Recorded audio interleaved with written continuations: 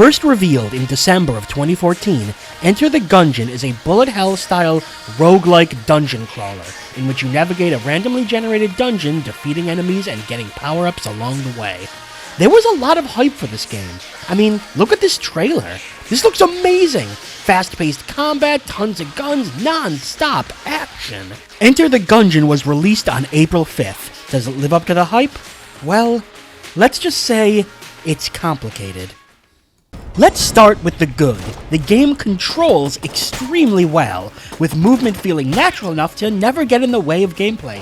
You are given a few abilities to help combat enemies. Blanks that stop bullets, a dodge roll to leap through attacks, and each character starts with a special ability or attack. And all of these are well balanced to help you come up with a strategy that works. True to its name, there are plenty of guns in the game, well over 200 guns and items. A good portion of these guns are references to other famous guns in gaming. At times, the references can wear a little bit thin, but that comes down more to personal preference than anything. It's satisfying when you grab a great weapon after having your starting pistol for so long, knowing that you're about to be mowing down low-level enemies. Well, it would be, but we'll come back to that. Comparisons were made to Nuclear Throne in the lead-up to the game, but Enter the Gungeon actually feels far closer to another popular roguelike, Binding of Isaac.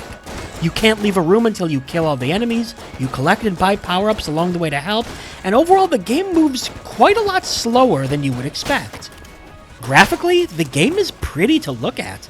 It can be a bit dark at times, but it's a dungeon, so that's understandable. The sprites are well animated, the backgrounds are very detailed, and the bullets stand out enough that you can immediately see them coming in the heat of battle. And sound-wise, the music fits, and the sound effects are quite well done, with kills giving an oh-so-satisfying... So, the controls are great, the sound is great, the animation is great, the gun variety is great. Gungeon must be a great game, right? Well, this is where the complications begin, because Enter the Gungeon has several major design choices that significantly bring down what should have been an instant classic. Let's start with the guns. Yes, there are a lot of guns, but when you grab a new one as the game goes on, there's no guarantee it's going to be better.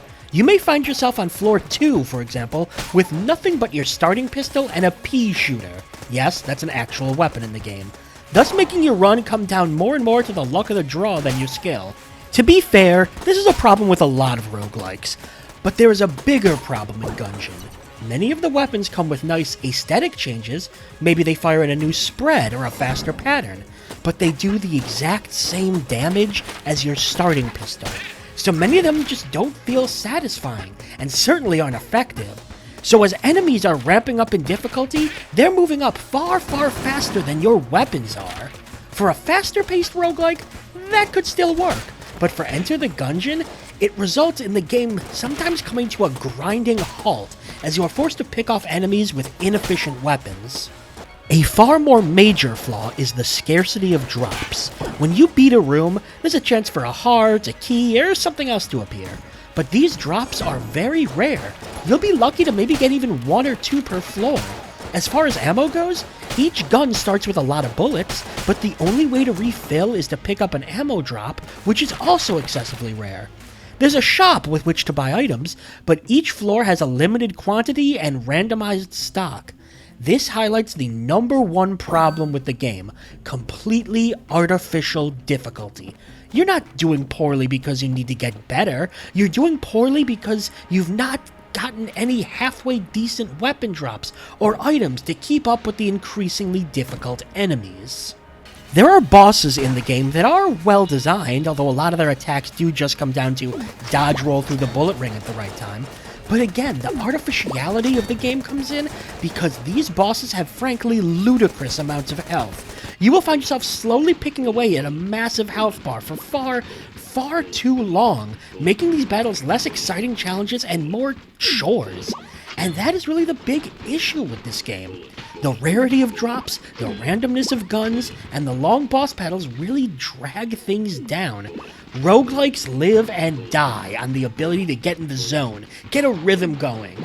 And even during times when Gungeon is fun, it never feels like it quite gets there the way other games have.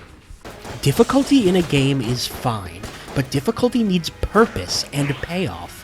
Enter the Gungeon feels difficult not to create a better experience for the player or a more satisfying payoff, but rather with long bosses, withheld items, disappointing gun upgrades. It just feels like difficulty for the sake of difficulty. Enter the Gungeon is not a bad game at all. It's good. There's a lot to like about it. I like how you can quickly jump back into games. There's a variety of characters with more to unlock, and there's just a lot to do. But there is enough to dislike about it, enough poor design choices, to where I cannot call it the great game that the hype made it out to be.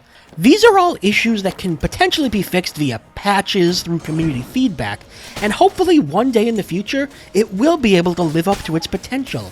But for right now, I just can't call it great. If you're a die-hard fan of games like Binding of Isaac and Nuclear Throne, yeah, give Gungeon a try. But to everyone else, it may be wise to wait a bit, see if they start patching the issues and really making things better. I like Gungeon, I really do, but I just can't forgive poor game design. And hopefully, neither can the developers. I look forward to seeing where the game goes from here, because with a few fixes and a couple minor tweaks, they can turn a good game into a great game.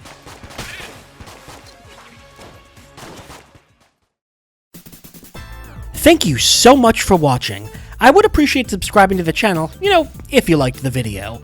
And feel free to check out some of the other series I have, including Game Boy Roulette, the Nuclear Throne tutorial series, and A Brief Look At. And feel free to check out my Twitch page if you like seeing live video game content. Thanks again, I'm Brian J, and I will see you next time.